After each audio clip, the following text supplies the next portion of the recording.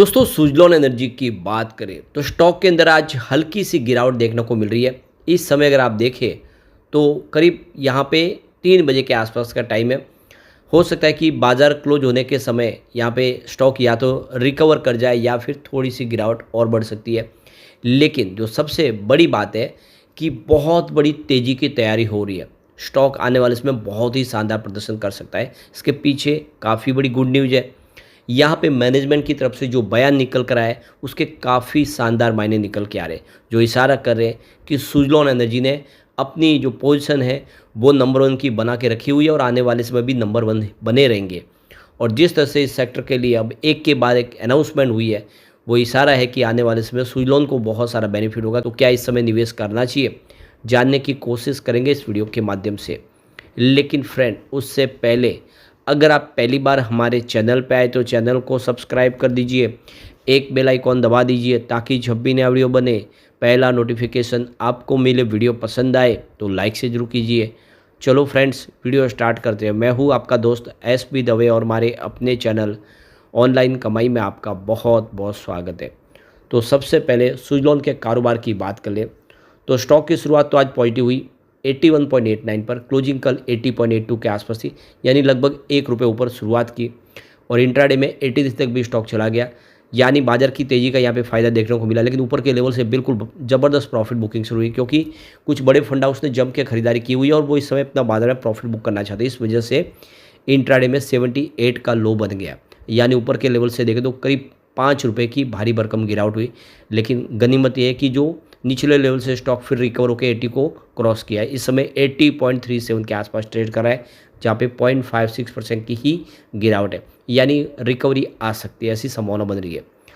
तो यहाँ पे सुजलॉन एनर्जी के मैनेजमेंट की तरफ से आगे के फ्यूचर प्लान को लेकर बड़ा फैसला किया गया है। कुछ बड़े उन्होंने लक्ष्य रखे हैं। तो इंडिया आने वाले 6 साल में 300 गीगावाट रिन्यूएबल एनर्जी उत्पादन के लक्ष्य को लेकर काम कर रहा है। इस लक्ष्य में सुजलॉन एनर्जी की भी बड़ी भूमिका है, जो रिन्यूएबल एनर्जी और विंड एनर्जी सेक्टर की जानी मानी कंपनी है। देश में देख सकते हो कि ग्रीन एनर्जी के लिए इस कंपनी का योगदान काफ़ी बड़ा है। और इसी को लेकर गिरीश तांती, जो वाइस चेयरमैन है सुजलॉन एनर्जी के, उन्होंने CNBC आवाज़ को दमदार इंटरव्यू दिया है। आगे की संभावनाओं को इन्होंने यहाँ पे शेयर किया है। और इस बातचीत में गिरीश तांती ने कहा कि आज पूरे देश में विंड एनर्जी इंस्टॉलेशन में सुजलॉन एनर्जी का 32% का मार्केट शेयर है। पूरे देश में इस समय 47 गीगावाट की विंड एनर्जी इंस्टॉलेशन है और सुजलॉन की खुद की हिस्सेदारी इसमें 15 गीगावाट की है। आगे कंपनी विंड पावर में 8 राज्यों में बड़ा निवेश करने की तैयारी में है, यानी आने वाले समय देश के 8 राज्यों में कंपनी भारी भरकम इन्वेस्टमेंट करने वाली है। कंपनी अपने वर्तमान मार्केट शेयर को बनाए रखने पर भी फोकस कर रही है। गुजरात, राजस्थान, महाराष्ट्र समेत कई 8 जो राज्य है वहाँ पे कंपनी नया निवेश करने वाली है। गिरीश तांती ने कहा है कि राजस्थान में विंड और सोलर दोनों ही में काफ़ी ज़्यादा संभावना है। गुजरात में कंपनी के लिए नंबर 1 पोजीशन ऑलरेडी बनी हुई है और ये आगे भी नंबर 1 बने रहेंगे। कंपनी MP में भी काम कर रही है। तो उन्होंने ये भी क्लियर कर दिया कि अब वो सोलर सेक्टर में भी तेज़ी से आगे बढ़ेंगे। विंड में तो ऑलरेडी वो नंबर 1 है और उनके लिए वो राजस्थान एक ऐसा स्टेट है जहाँ पे दोनों के लिए काफ़ी ज़्यादा अपॉर्चुनिटी है। और गुजरात में वो ऑलरेडी इस समय नंबर 1 पोजीशन पे है। यहाँ पे गिरीश तांती की तरफ से साउथ को लेकर भी बड़ी बात कही गई है। उनका कहना है कि साउथ में कंपनी तमिलनाडु, आंध्र प्रदेश और तेलंगाना पर फोकस कर रही है। कर्नाटक में भी कंपनी काम कर रही है और ये 8 से 9 स्टेट ऐसे हैं जहाँ पे सोलर सेक्टर की प्रचुर संभावना है, जिसकी वजह से आने वाले समय इन राज्यों में हम ज़्यादा काम करते हुए दिखाई देंगे। उन्होंने आगे कहा कि अगले 5 से 6 साल में यानी 2030 तक कंपनी का लक्ष्य 100 गीगावाट विंड एनर्जी क्षमता को हासिल करने का है, यानी बहुत बड़ा सपना रखा है सुजलॉन ने। कंपनी आगे रिन्यूएबल एनर्जी में 25 से 30% की मार्केट शेयर बनाए रखने को फोकस रखेगी, यानी जो भी इंडिया का पूरा रिन्यूएबल एनर्जी सेक्टर का जो मार्केट शेयर है उसमें 25 से 30% की हिस्सेदारी सुजलॉन की होगी, इसका उन्होंने लक्ष्य रखा हुआ है। और 100 गीगावाट तक की कैपेसिटी पा सकते 2030 तक।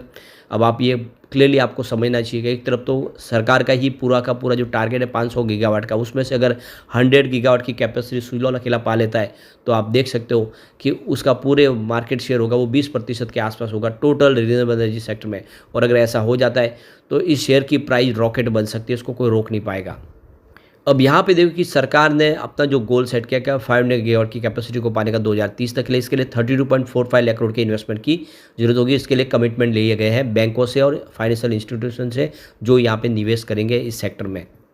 तो यहाँ पे देखो कि जो 3 दिन का जो आरई इन्वेस्टमेंट समिट था गुजरात में पूरा हो चुका है और वहाँ से ये कमिटमेंट निकल कर आए, जिसमें आप देख सकते हो कि इस सेक्टर की जो मजबूत कंपनियां उन्होंने बेहतर प्रदर्शन किया, आने वाले समय और भी बेहतर कर सकते हैं। ये देख सकते हो कि जो इस लिस्ट की जो टॉप परफॉर्मेंस कंपनियों में रिन्यूएबल एनर्जी में देखें तो वारी रिन्यूएबल्स, सुजलॉन एनर्जी और आइनॉक्स विंड जिन्होंने बेहतर प्रदर्शन किया है पिछले दिनों। तो यहाँ पे करीब 570 गीगावाट की मैन्युफैक्चरिंग कमिटमेंट हो चुकी है, जिसमें आप देख सकते हो कि 340 गीगावाट के सोलर मॉड्यूल्स की और 240 gigawatt solar cells, 22 gigawatt wind turbine के इंस्टॉलेशन के लिए कमिटमेंट हो चुका है और 10 गीगावाट के इलेक्ट्रो लेयर्स के।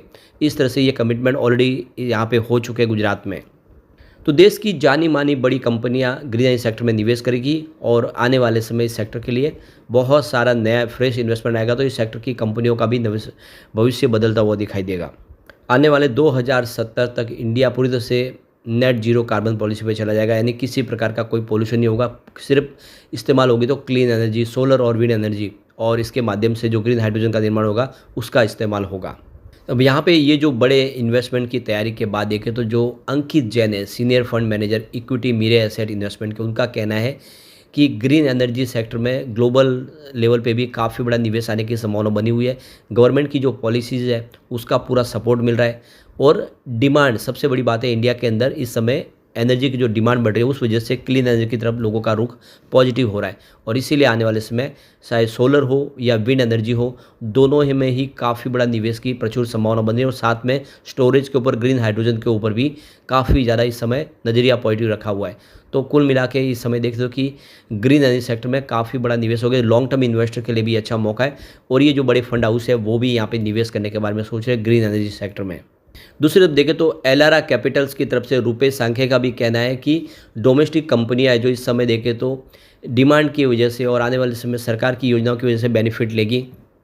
बहुत सारे नए टेंडर अभी जारी होंगे सरकार की तरफ से और प्राइवेट प्लेयर भी यहाँ पे तेज़ी से इस सेक्टर में निवेश को बढ़ा रहे, जिससे ग्रीन एनर्जी सेक्टर का जो फ्यूचर है वो काफ़ी ब्राइट दिख रहा है और इस सेक्टर से संबंधित कंपनियाँ भी बहुत बेहतर कर सकती है और स्टॉक की जो प्राइस है वो काफ़ी बेहतर हो सकती है आने वाले समय। यानी ये देख सकते हो कि एलेरा रिसर्च का भी कहना है कि ग्रीन एनर्जी सेक्टर के शेयरों में निवेश का ये बिल्कुल सही मौका है, क्योंकि शुरुआत हुई है, आने वाले समय ये निवेश और बढ़ेगा और शेयरों की प्राइस भी बढ़ेगी। दूसरी तरफ देखें तो यहाँ पे नीरव कारकेरा जो हेड रिसर्च है फिशडम के, उनका भी कहना है कि ग्रीन एनर्जी सेक्टर में आने वाले समय निवेश काफ़ी ज़्यादा आने वाला है। बहुत सारी कंपनी जिसमें वारी रिन्यूएबल एनर्जी हो, Adani green energy, NTPC, Tata power, बहुत सारा निवेश करने वाले हैं और ये कंपनियाँ आने वाले समय अपने डीकार्बनाइजेशन पॉलिसी की तरफ आगे बढ़ रहे। तो ये जो सारे के सारे बाजार के प्लेयर हैं वो यहाँ पे काफ़ी बड़ा निवेश करने वाले हैं और ऐसे में आप देख सकते हो कि ये सारे के सारे जो फंड हाउस है या फिर रिसर्च एनालिस्ट है वो यही कह रहे कि सुजलॉन को इसका बेनिफिट हो सकता है, क्योंकि सुजलॉन एनर्जी सेक्टर की एक मजबूत कंपनी है। तो निवेश का ये बिल्कुल सही मौका है, सुजलॉन आने में बहुत ही बेहतर कर सकता है। अब सरकार ने ये नई सरकार के गठन के बाद ही 100 डेज का एक प्रोग्राम सेट किया था, जिसमें 100 डेज में तेज़ी से क्या काम करने, ग्रीन एनर्जी सेक्टर के लिए भी उन्होंने अपना एक गोल सेट किया था, जिसमें उस गोल को उन्होंने काफ़ी अच्छे तरीके से अचीव भी कर लिया। जिसमें आप देखें तो 6 गीगावाट की आरई कैपेसिटी कमीशन हो चुके हैं जुलाई से लेके अगस्त तक 2024 तक, जबकि टारगेट 4.5 गीगावाट का रखा गया था, यानी टारगेट से ऊपर काम हो चुका है। इसके अलावा non fossil fuel install capacity 207.76 gigawatt तक पहुँच चुकी है। जून 2024 से लेकर अगस्त 2024 तक देखें तो यहाँ पे आरई पावर प्रोक्यूरमेंट बिड्स है वो 14 गीगावाट के आए, जबकि टारगेट 10 गीगावाट का रखा गया था। 2 सोलर पार्क भी यहाँ पे कंप्लीट हो चुके हैं।